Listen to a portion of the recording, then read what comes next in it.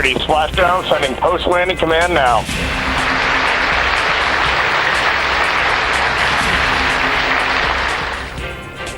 দশ দিনের সফল চন্দ্রাভিযান শেষে পৃথিবীতে ফিরল নাসার মহাকাশযান ওরিয়ন।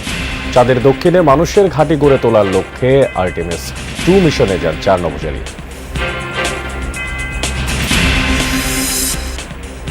যুদ্ধবিরতি নিয়ে যুক্তরাষ্ট্র ইরান বৈঠক আজ।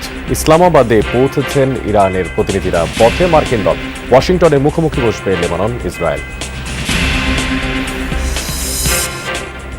ঘটা করে উচ্ছেদ অভিযানের পর ফের হকারদের দখলে রাজধানীর সড়ক ফুটপাত। দখলদার আর উচ্ছেদকারীদের চোর পুলিশ খেলায় ভোগান্তি কাটছে না নগরবাসী।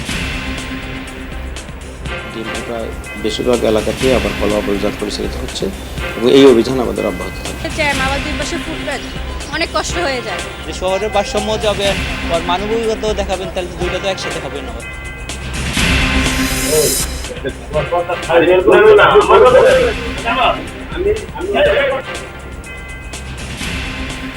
2000-এর বেশি কিডনি প্রতিস্থাপনকারী চিকিৎসক কামরুল ইসলামের হাসপাতালে যুবদলের নাম ভাঙিয়ে চাঁদা দাবির অভিযোগ। দলের সাথে কোনো সম্পৃক্ততা নেই বললেন কেন্দ্রীয় নেতৃবৃন্দ। যুবদল কর্মী বলে, আবার কিছু বলাও যায় না। যুবদলে এই নামে কেউ কিন্তু আমাদের নাই।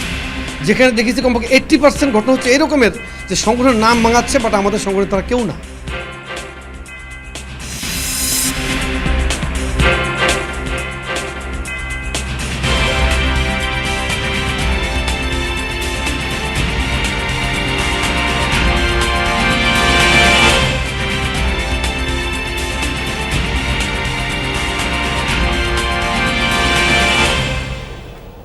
সবাইকে আমন্ত্রণ জানাচ্ছি যমুনা নিউজে। আপনাদের সাথে আছে আমি মোশাররফ অনিক। এতক্ষণ শিরোনাম দেখছিলেন, এবার দেখবেন বিস্তারিত। 10 দিনের ঐতিহাসিক চন্দ্রাভিযান শেষে পৃথিবীতে ফিরলেন আর্টেমিস 2 মিশনের নভোচারীরা। শনিবার বাংলাদেশ সময় সকাল 6টা 7 মিনিটে ক্যালিফোর্নিয়ার সান দিয়েগো উপকূলে প্রশান্ত মহাসাগরে নিরাপদে অবতরণ করেছে ওরিয়ন মহাকাশযানটি। আর সুস্থ আছেন 4 নভোচারী। ক্যাপসুল থেকে বের হওয়ার পর মার্কিন নৌবাহিনীর জাহাজে স্বাস্থ্য পরীক্ষার পর নেওয়া হয়েছে তাদের।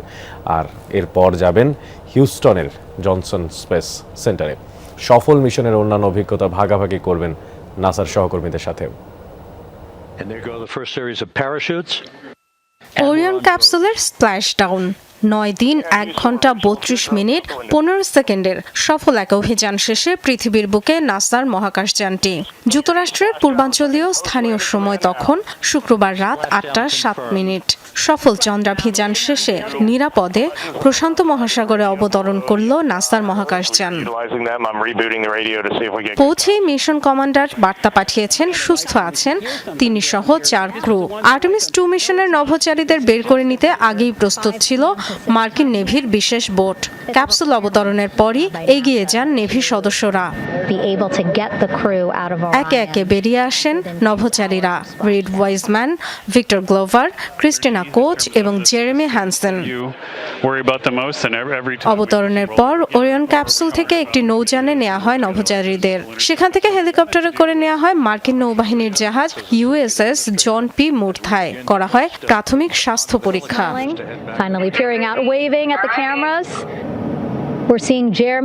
স্বাস্থ্য পরীক্ষার পর নভোচারীদের গন্তব্য হিউস্টনের জনসন স্পেস সেন্টার। সেখানকার কন্ট্রোল রুমে উচ্ছ্বাসের বন্যা। 10 দিনের মিশনে চাঁদের কক্ষপথ প্রদক্ষিণ করেছেন মহাকাশচারীরা। রেকর্ড করেছেন চাঁদের দূরবর্তী অংশে গিয়ে। সে সময় পৃথিবী থেকে তাদের দূরত্ব ছিল 2,52,757 মাইল। 1970 সালের অ্যাপোলো 13 মিশনের রেকর্ড ভেঙেছে এই যাত্রা। চাঁদের দক্ষিণ মেরুতে মানুষের ঘাঁটি গড়ার লক্ষ্য নিয়ে পরিচালিত হয়েছে আর্টেমিস 2 মিশন। ডরথি দাস্ট্রিন, যমুনা নিউজ। 1972 সালে নাসার অ্যাপোলো প্রোগ্রাম শেষ হওয়ার পর এবারই প্রথমবারের মতো আর্টেমিস 2 মিশনের মাধ্যমে চাঁদের খুব কাছাকাছি গেছেন 4 নভোচারী। এই নভোচারীরা গেছেন মার্কিন মহাকাশ গবেষণা সংস্থা নাসা পরিচালিত আর্টেমিস প্রোগ্রামের লক্ষ্য ছিল চাঁদের দক্ষিণ মেরুতে একটি স্থায়ী ঘাঁটি স্থাপন করা, সমস্ত পরিকল্পনার পর্যালোচনা করা। তবে প্রশ্ন উঠেছে, এই স্থায়ী বসতি গড়ার থেকে এখনো ঠিক কতটা দূরে রয়েছি আমরা? মানব ইতিহাসে নতুন অধ্যায়ের পথে আরেক ধাপে গিয়েছে আর্টেমিস 2। 4 নভোচারী চাঁদের অন্ধকার দিক ঘুরে পৃথিবীর সবচেয়ে দূরবর্তী মানবযাত্রার রেকর্ড করেছেন। পরবর্তী আর্টেমিস 4 এর ভিত্তি তৈরি করেছে এই মিশন, যেখানে 2028 সালে ফের চাঁদের মাটিতে নামার পরিকল্পনা রয়েছে তাদের। তবে চূড়ান্ত লক্ষ্য চাঁদে স্থায়ী ঘাঁটি গড়া। আর্টেমিসের সাফল্যের পর প্রশ্ন উঠেছে, চাঁদে স্থায়ী বসতি স্থাপনের জন্য আর কত দেরি? সবকিছু নির্ভর করছে বাজেট আর রাজনৈতিক সদিচ্ছার উপর। প্রযুক্তি আমাদের হাতে আছে, পর্যাপ্ত অর্থ থাকলে 1-2 বছরের মধ্যেই চাঁদে বসতি করা সম্ভব। যুক্তরাষ্ট্রের লক্ষ্য 2028 সালের মধ্যে চাঁদে মানুষ পাঠানো। অন্যদিকে 2030 সালের আগেই এটি করার পরিকল্পনা করছে চীন। চাঁদে মানব বসতি শুধু প্রতীকী নয়, এটি হতে পারে ভবিষ্যৎ অর্থনীতি ও বিজ্ঞানের নতুন দিগন্ত।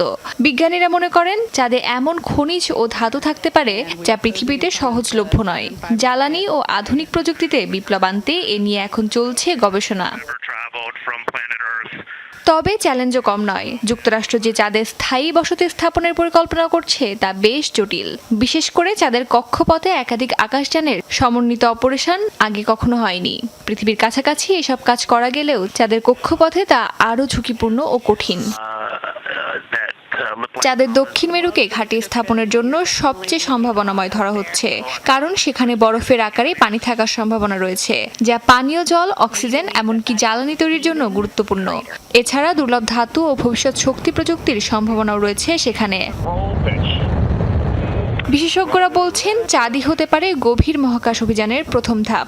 সেখানে স্থায়ীভাবে থাকা এবং স্থানীয় সম্পদ ব্যবহার শেখার পরই মানুষ তাকাবে মঙ্গলের দিকে। তবে সেই লক্ষ্য এখন অনেক দূরের। অস্মিতা বিশ্বাস, যমুনা নিউজ। পাকিস্তানের ইসলামাবাদে আজ অনুষ্ঠিত হতে যাচ্ছে যুক্তরাষ্ট্র ও ইরান হাই প্রোফাইল বৈঠক। শুক্রবার রাতে সেখানে পৌঁছেছেন তেহরানের প্রতিনিধি দল।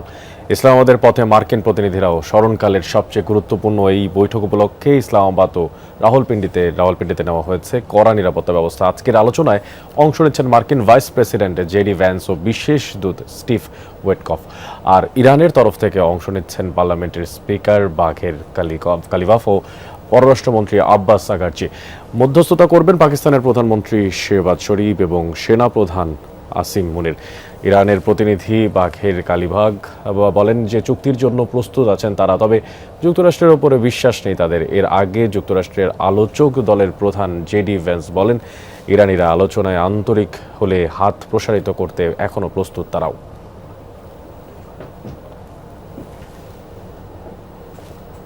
এদিকে মার্কিন ইসরায়েলি হামলায় মিনাব স্কুল শিক্ষার্থীদের নিহতের ঘটনায় ব্যতিক্রমী প্রতিবাদ জানালো ইরান। পাকিস্তানে ইরানি প্রতিনিধি দলের বিমানে করে নেওয়া হয়েছে মিনাব স্কুল হামলায় নিহতদের ছবি।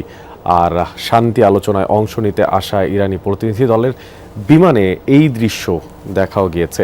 আসনগুলোয় মিনাব স্কুল হামলায় নিহতদের ছবি ও তাদের জিনিসপত্র রাখা হয়েছে। মিনাব 168 নামের এই বিমানটি মূলত ওই হামলায় নিহত 168 জনের স্মৃতির প্রতি শ্রদ্ধা জানাতে সাজানো হয়েছে। যুদ্ধের প্রথম দিনই মিনাবের গার্লস স্কুলের যে ভয়াবহ হামলা চালায় যুক্তরাষ্ট্র, আর তাতেই ব্যবহৃত হয়েছিল মার্কিন টমাইক মিসাইল।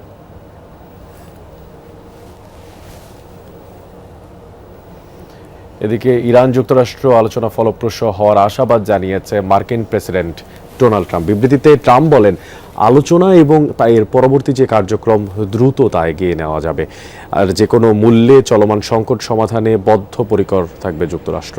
এই সময় তিনি দাবি করেন চলমান যুদ্ধে ইরান পরাজিত হয়েছে। ইরানের সামরিক, প্রশাসনিক এবং ধর্মীয় নেতাদের চিহ্নিত করে দেওয়া হয়েছে বলেও জানান মার্কিন প্রেসিডেন্ট ডোনাল্ড ট্রাম্প। এ সময় হরমুজের নিয়ন্ত্রণ নেওয়ার দাবি করেন তিনি। ইরান শর্তে রাজি না হলেও হরমুজ প্রণালী খুলে দেওয়া হবে বলে জানান তিনি।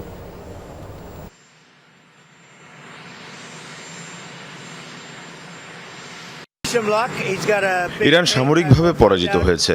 এখন আমরা তাদের সহায়তা নিয়ে বা তাদের ছাড়াই হরমুজ প্রণালী খুলে দেব। আমার মনে হয় খুব দ্রুতই সবকিছু এগোবে, আর যদি না এগোয় তাহলে আমরা যেভাবে হোক বিষয়টি শেষ করতে পারবো। তাদের নৌবাহিনী নেই, বিমান বাহিনী নেই, সব ধরনের আকাশ প্রতিরক্ষা ব্যবস্থাও ধ্বংস, এমনকি নেতারাও নেই। পুরো জায়গাটাই ধ্বংস হয়ে গেছে। তাই দেখা যাক শেষ পর্যন্ত কি হয়।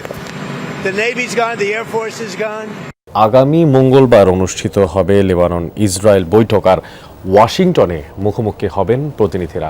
লেবাননের প্রেসিডেন্ট জোসেফ অউনের আহ্বানে বৈঠকে রাজি হয়েছে তেল আবিব। তবে লেবানিজ সরকারের সাথে আলোচনা হলেও হিজবুল্লাহর সাথে সংলাপে রাজি নয় তেল আবিব।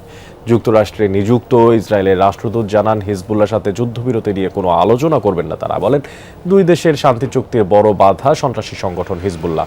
সশস্ত্র গোষ্ঠীটি ইসরায়েলের ওপরে হামলা চালিয়ে যাচ্ছে বলেও এখনও অভিযোগ করেন। আর ইসরায়েলের সাথে বৈঠকের খবরে বিক্ষোভ সমাবেশ হয়েছে বৈরুতে। লেবানিজ সরকার জনগণের প্রতিনিধিত্ব করে না বলেও স্লোগান দেন তারা। দাবি, যুক্তরাষ্ট্র ও ইসরায়েলের নির্দেশ মেনে চলে প্রশাসন। এদিকে লেবাননের বিভিন্ন অঞ্চলে এখনও হামলা অব্যাহত রেখেছে ইসরায়েল। যুক্তরাষ্ট্র ইরান যুদ্ধ শুরুর পর থেকে চলতি সপ্তাহে সবচেয়ে বেশি দাম কমেছে জ্বালানি তেলের আন্তর্জাতিক বাজারে। এনবিসি নিউজের তথ্য মতে মার্কিন অপরিশোধিত তেলের দাম কমেছে 13.4%, আর ব্রেন্ট ক্রুডের দাম কমেছে 12.7%। সপ্তাহের শুরুতে প্রতি ব্যারেল মার্কিন ক্রুজ অয়েলের দাম ছিল প্রায় $111, যা শুক্রবারে নেমে এসেছে $96.57। তবে এই পতনের পরেও এখনও জানুয়ারির তুলনায় তেলের দাম অনেকটা বেশি। এখন পর্যন্ত মার্কিন ক্রুড অয়েলের দাম বেড়েছে 60%-এরও বেশি। যুদ্ধবিরতি সত্ত্বেও তেলের দাম এখনও ব্যারেল প্রতি প্রায় $100 কাছাকাছি। এদিকে রাজধানীর খামারবাড়িতে কৃষিবিদ ইনস্টিটিউটে বাংলাদেশের কৃষিতে বিশ্ব জ্বালানি সংকটের প্রভাব ও উত্তরণের উপায় শীর্ষক সেমিনারে কথা বলছেন জামায়াতে ইসলামের আমির ডাক্তার শফিকুর রহমান। সরাসরি চলে যাচ্ছে সেখানে। আমরা এটা কোনো জায়গা থেকে কিনে আনি নাই, আমাদের বাপ দাদারাও কিনে আনে নাই। আল্লাহ দান করেছেন আমাদের স্কালের ভিতরে মেধাগুলো। এই মগজটা আল্লাহর দান, আল্লাহর নিয়ামত। আমাকে না দিয়ে আল্লাহ তাআলা একজন সাধারণ মানুষকে দিতে পারতেন, আপনাকে না দিয়ে অন্য কাউকে আল্লাহ এটা দিতে পারতেন। আল্লাহ তাআলা ময়দানে হাসরে সেই সমস্ত লোককেই তার ভালোবাসার চাদর দিয়ে ঢেকে দেবেন যারা তার প্রত্যেকটা নিয়ামতের শুকরিয়া আদায় করেছে। আর নিয়ামতের শুকরিয়া আদায় করার অর্থ মুখে তার প্রশংসা করা, কাজে তা বাস্তবায়ন করা। আমরা অন্তর দিয়ে প্রশংসাও করব, আল্লাহ তাআলার হামদ করব, এবং কাজের মাধ্যমেও আমার এই মেধার কাছে আমার নিজের, আমার পরিবারের, আমার জাতির যে পাওনাটুকু আছে সেটা সর্বোচ্চটা আমরা পরিশোধ করার চেষ্টা করব। যদি এইভাবে করি, হাসরের দিন দুই দলে মানুষ ভাগ হয়ে যাবে। একটা দল চমকানো চেহারা নিয়ে আল্লাহ তাআলার সামনে দাঁড়াবে। আল্লাহ তাআলা তাদের জন্য হিসাবটা খুব সহজ করে দেবেন, কারণ আল্লাহ আলিমুল গায়ব আলিমুম বিজাতিস সুদূর। আল্লাহ অদৃশ্যের খবর একমাত্র তিনিই রাখেন, আর সমস্ত কথা বলছিলেন জামায়াতের আমির ডক্টর শফিকুর রহমান। সরাসরি যুক্ত ছিলাম সেখান থেকে।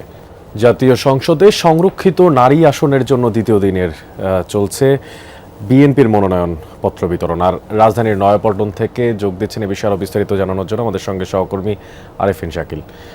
আরেফিন, দ্বিতীয় দিনে মনোনয়ন প্রত্যাশীদের সমাগম কেমন দেখতে পাচ্ছেন? এটি তো আমার প্রথম প্রশ্ন। তবে যারা মনোনয়ন নিতে এসেছেন তারাই কি বলছেন তাদের প্রতিশ্রুতির ব্যাপারে?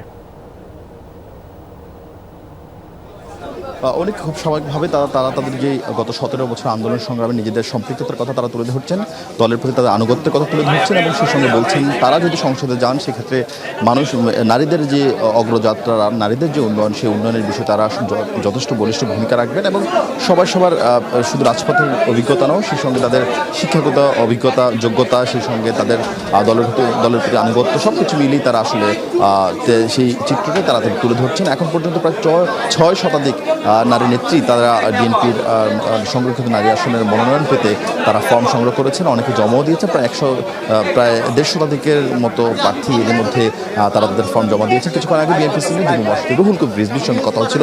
তিনি বলছেন যে আগামীকাল পর্যন্ত এই মনোনয়ন ফর্ম তোলা এবং উত্তোলন এবং জমা দেওয়ার কাজ চলবে, এবং এরপর দলের যে পার্লামেন্টারি বডি রয়েছে, অর্থাৎ দলের স্থায়ী কমিটির সদস্যরা রয়েছেন, তারা মূলত সেই বিষয় নিয়ে দলের এই যে 6 শতাধিক বা তার চেয়ে বেশি পিছিয়ে হয়তো শেষ পর্যন্ত মনোনয়ন ফর্ম সংগ্রহ করা হবে বা জমা দেওয়া হবে সেই বিষয়ে তারা সিদ্ধান্ত নেবেন এবং তারা যোগ্যতার ক্ষেত্রে 17 বছরের ত্যাগ তিতিক্ষা এবং সেই সঙ্গে সংসদে কথা বলার মতো যে বক্তব্য বা সেই রকম দক্ষতা সেই বিষয়গুলো তারা সেক্ষেত্রে গুরুত্ব দিবেন। এবং যদ্দূর দলীয় নানান সূত্র মাধ্যমে জানতে পারছি যে এর আগে যারা সংসদ সদস্য ছিলেন তারা মূলত এবার সেই ক্ষেত্রে অগ্রাধিকার পাবেন, কারণ সংসদে কথা বলার জন্য যে দক্ষতা, সংসদের রীতি মানার জন্য যে দক্ষতা সেটি যাদের মধ্যে রয়েছে সেটি তাদেরকেই বেশি মূল্যায়ন করার চিন্তা করা হচ্ছে। এর পাশাপাশি যারা বিভিন্ন শ্রেণী পেশার প্রতিনিধিত্ব করেন, মানবাধিকার কর্মী থেকে শুরু করে সাংস্কৃতিক অঙ্গন সব কিছু মিলিয়ে সব অঙ্গন থেকে প্রতিনিধি রাখারও এক ধরনের সিদ্ধান্ত রয়েছে বিএনপিতে। অনেক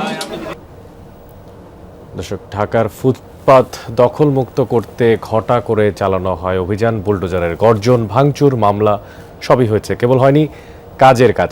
উচ্ছেদ অভিযানের পর দখল হয়ে গেছে ফুটপাত, সড়ক। একদিকে জীবিকার প্রশ্ন, অন্যদিকে নগরবাসীর দুর্ভোগ। এই বাস্তবতার স্থায়ী সমাধান কি? বিস্তারিত রেদওয়ান শাওনের প্রতিবেদন। ভাঙচুর, মামলা সবই হয়েছে, কেবল হয়নি কাজের কাজ। উচ্ছেদ অভিযানের পর দখল হয়ে গেছে ফুটপাত, সড়ক। একদিকে জীবিকার প্রশ্ন, অন্যদিকে নগরবাসীর দুর্ভোগ। এই বাস্তবতার স্থায়ী সমাধান কি? বিস্তারিত রেদওয়ান শাওনের প্রতিবেদন। কে বলবে এটি রাজধানীর সবচেয়ে ব্যস্ত সড়কগুলোর একটি, অথচ এখানে যানবাহন চলাই দায়। শুধু গুলিস্তানের এই সড়কটিই নয়, ফার্মগেট, নিউ মার্কেট, মিরপুর সহ বেশ কিছু এলাকার সড়ক জুড়ে দেখা মিলবে এমন ভাসমান দোকানের। ফুটপাত ছাড়িয়ে সড়কে চলে আসা দোকান আর হকারদের কারণে পথচারীদের হেঁটে যাওয়ার জায়গা নেই। ফুটপাত ও সড়ক দখলমুক্ত করতে সম্প্রতি 5 দিনের উচ্ছেদ অভিযান চালায় সিটি কর্পোরেশন ও ডিএমপির ট্রাফিক বিভাগ। অবৈধ স্থাপনা উচ্ছেদের সাথে 405টি মামলা আর শতাধিক দখলদারকে আটক করা হয়। কিন্তু অভিযান শেষ হতে না হতে পুরনো চেহারায় ফিরেছে ফুটপাত। এই যেমন মিরপুরের হকার জলিলের দাবি, পেটের দায়ে অভিযানের পরদিনই ফুটপাতে ফিরতে হয়েছে তাকে। মাননীয় প্রশাসকের কাছে আমরা আহ্বান জানাইছি যে আমরা যাতে সীমিত আকারে রাস্তা যানজট না করে তারপরে বেজাল মুক্তভাবে যাতে করতে পারি ছোট পরিসরে। একসাথে উঠিয়ে দিলে আমার মনে হয় যে সরকারের জন্য ভালো হবে না, আমার অত দুর্ভিক্ষের ভিতরে পড়ে যাবো। আমার যদি উড়ে যায় আমি কোথায় যাব? আমার এই বয়সে কি চাকরি দিব? আমি কি চাকরি করতে পারবো? আমার যদি পুলিশে দূরান দিতে আমি দূর দিতে পারবো না, তাহলে কেমন হইলো? কারণ এটা আমরা কাম্য করি না, এটা অমানবিক। দখলদার আর উচ্ছেদকারীদের এই চোর পুলিশ খেলায় ভোগান্তি কাটছে না নগরবাসীর।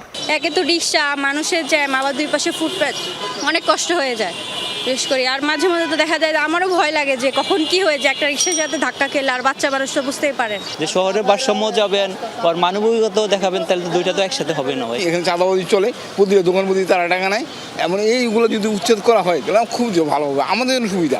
আইন শৃঙ্খলা বাহিনী বলছে নিয়ম না মানলে ব্যবস্থা কঠোর হবে। কিছু কিছু জায়গায় এখনো দেখা যাচ্ছে যে আবার নতুন করে সেখানে বসার অবস্থায় চলে এসেছে। তো সেখানে কিন্তু আমাদের ট্রাফিক বিভাগ, আমাদের যে স্পেশাল মেট্রোপলিটন ম্যাজিস্ট্রেট আছে তাদেরকে নিয়ে ফলো আপ অভিযান পরিচালনা করছে বিভিন্ন জায়গায়। মিরপুর খেয়াল করবেন, মিরপুর, গুলশান এবং ওয়ারি এলাকায় ডিএমপির প্রায় বেশিরভাগ এলাকাতেই আবার ফলো আপ অভিযান পরিচালিত হচ্ছে এবং এই অভিযান আমাদের অব্যাহত থাকবে। একদিকে জীবিকার তাগিদে ফুটপাত আঁকড়ে থাকা দোকানি, অন্যদিকে চলাচলের সুযোগ হারানো সাধারণ মানুষ। দুই বাস্তবতার মাঝখানে আটকে আছে মহানগরের জীবন। সংশ্লিষ্টরা বলছেন স্থায়ী সমাধানের জন্য শুধু উচ্ছেদ অভিযান নয়, দরকার দীর্ঘমেয়াদী পরিকল্পনা ও বাস্তবায়ন। রেদওয়ান আহমেদ, যমুনা নিউজ, ঢাকা। চট্টগ্রাম নগরীর 2 নম্বর গেট এলাকায় চিটাগং শপিং কমপ্লেক্সে আগুন লাগার তথ্য পাওয়া গেছে। নিয়ন্ত্রণে কাজ করছে ফায়ার সার্ভিসের 5টি ইউনিট। এ বিষয়ে আরও তথ্যপাত্র জানানোর জন্য আমাদের সঙ্গে যুক্ত হচ্ছেন সহকর্মী জুবায়েত ইবনে শাহাদাত। শাহাদাত, আগুন লাগার কারণ সম্পর্কে কিছু জানা গেল কিনা, আর সবশেষ চট্টগ্রামের সেখানকার তথ্যই বা কি?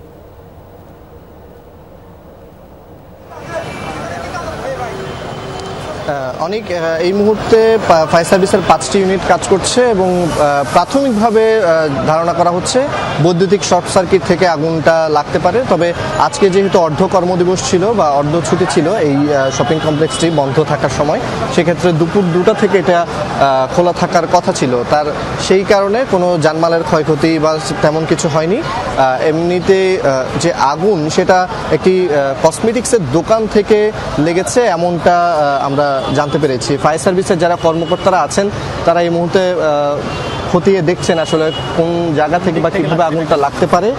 আর এই জায়গায় ফায়ার সার্ভিসের যারা কর্মীরা আছেন তারা চেষ্টা করছেন যে আগুনটা নিয়ন্ত্রণে আনা, কিছুটা বলতে গেলে নিয়ন্ত্রণে আনা গেছে, তবে ধোঁয়ার কারণে আগুনটা পুরোপুরি নিয়ন্ত্রণে আনতে একটু বেগ পেতে হচ্ছে বলে ফায়ার সার্ভিস আমাদেরকে জানিয়েছেন। এবং এই যে ঘটনাটা, আগুনের ঘটনাটা, এটা এখন থেকে প্রায় আধা ঘন্টা আগে বা 45 মিনিট, আধা ঘন্টা থেকে 45 মিনিট আগেই আগুনের ঘটনাটা লাগে বা অগ্নির যে সূত্রপাত সেটা হয়। মানবিক চিকিৎসক হিসেবে পরিচিত ডাক্তার কামরুল ইসলামের হাসপাতালে গিয়ে যুবদলের নাম ভাঙিয়ে চাঁদার দাবিতে হুমকি দেওয়ার অভিযোগ উঠেছে স্থানীয় এক নেতার বিরুদ্ধে। আর টাকা না পেয়ে আওয়ামী লীগ ট্যাগ দিয়ে হেনস্থার অভিযোগও রয়েছে তার বিরুদ্ধে। রাতেই খবর পেয়ে হাসপাতালে ছুটে যান কেন্দ্রীয় যুবদলের সভাপতি আর সাধারণ সম্পাদক সহ কেন্দ্রীয় নেতৃবৃন্দ। তারা বলেন অভিযুক্ত মঈনুদ্দিনের সাথে যুবদলের কোনো সম্পর্ক নেই, আর আশ্বস্ত করেন চাঁদাবাজকে দ্রুত আইনের আওতায় আনার। শুক্রবার রাত 8:40 সিসিটিভি ফুটেজে দেখা যায় রাজধানীর শ্যামলীর একটি হাসপাতালে দলবল নিয়ে হাজির স্থানীয় এক নেতা। যুবদলের নাম ভাঙিয়ে চাঁদার দাবিতে হুমকি দিচ্ছেন তিনি। হাসপাতালটি অন্য কারো নয়, 2000-এরও বেশি মানুষকে বিনা পারিশ্রমিকে কিডনি প্রতিস্থাপনকারী চিকিৎসক ডাক্তার কামরুল ইসলাম সানের মানবিক কাজের স্বীকৃতি হিসেবে যিনি কিনা দেশে বিদেশে সমাদৃত, সেই চিকিৎসককেই আতঙ্কে থাকতে হচ্ছে চাঁদাবাজদের হুমকিতে। জানা গেছে শুধু শুক্রবারই নয়, জুলাই গণঅভ্যুত্থানের পর থেকেই নানাভাবে ভয়ভীতি প্রদর্শনের মাধ্যমে হাসপাতাল থেকে চাঁদা দাবি করে আসছেন স্থানীয় এই কথিত নেতা। চাপে ফেলতে ডাক্তার কামরুল ইসলামকে আওয়ামী লীগ ট্যাগ দিয়ে হাসপাতালের সামনে মব তৈরিরও অভিযোগ তার বিরুদ্ধে। প্রথম দিকে অত করতো না, কিন্তু ভয় দেখাতো, বেশ ভয় পেত। আমাদের সিকিউরিটির লোকজনও কিন্তু ওকে ভয় পায়। আবার অনেকজন লোক নিয়ে আসে সাথে করে, আবার যুবদল কর্মী বলে, আবার কিছু বলাও যায় না। এমনকি এই যে আজকে যে ঘটনা ঘটাইছে, সকালবেলা ভোরবেলা আসছে, সে স্টাফের বাসায় চলে গেছে, হ্যাঁ আমাকে দিতে হবে, দিতে হবে, নাহলে এবার আমার ওই কাজগুলো বন্ধ করে দিয়েছে স্যার, ওই কাজগুলো আমাকে দিতে হবে। ডাক্তার কামরুল ইসলামের অভিযোগ, চাঁদাবাজির ঘটনায় শুরু থেকে আইন শৃঙ্খলা রক্ষাকারী বাহিনীকে জানালেও নেওয়া হয়নি কোনো ব্যবস্থা, মেলেনি প্রতিকার। ওসি সাহেবকে তো বলছি, আরেকজন এসপি সাহেবকে বলছি, আরেকজন ডিআইজি সাহেবকে বলছি, এর আগে আমি অ্যাডিশনাল আইজি সাহেবকে বলছি, এত লেভেলে বলছে। তারপর পুলিশ দিয়ে তাকে একটু ধরবে কিংবা বলছে হয়তো, কিন্তু এত কথা শোনে না। সিকেডি হাসপাতালে চাঁদাবাজির সংবাদ শুনে মধ্যরাতেই হাসপাতালে ছুটে আসেন যুবদলের কেন্দ্রীয় নেতারা। অভিযুক্ত মঈনুদ্দিন নিজেকে শেরে বাংলানগর থানা যুবদলের সাবেক সাংগঠনিক সম্পাদক পরিচয় দিলেও কেন্দ্রীয় নেতারা বলছেন যুবদলের সাথে সম্পর্ক নেই তার। ডাক্তার কামরুল ইসলামের পাশে বসে আশ্বাস দেন সব রকমের সহযোগিতার। যুবদলে এই নামে কেউ কিন্তু আমাদের নাই, দ্যাট মিনস সংগঠনের নামটা তারা ব্যবহার করতেছে। এরকম অনেক অভিযোগ আমরা 5 আগস্টের পর থেকে পেয়েছি, যেখানে দেখেছি কমপক্ষে 80% ঘটনা হচ্ছে এরকমের যে সংগঠনের নাম ভাঙাচ্ছে, বাট আমাদের সংগঠনের তারা কেউ না। যুবদলের কেউ এখানে আসে নাই, আসবে না ইনশাল্লাহ, দায়িত্ব আমরা নিলাম। এই ক্ষেত্রে আমরা আইন প্রয়োগকারী সংস্থার ঊর্ধ্বতন কর্তৃপক্ষের সাথে কথা বলেছি, তারাও ইতিমধ্যে মাঠে নেমেছে। আমরা আশা করি দ্রুততম সময়ের মধ্যে দোষী ব্যক্তি গ্রেফতার হবে। অধ্যাপক ডাক্তার কামরুল ইসলামের অস্ত্রোপচারে সাফল্যের হার 95%-এরও বেশি। মানব সেবায় অসামান্য অবদানের স্বীকৃতি হিসেবে 2022 সালে পান স্বাধীনতা পদক। ফয়সাল মাহমুদ, যমুনা নিউজ, ঢাকা। দর্শক, এই ছিল যমুনা নিউজে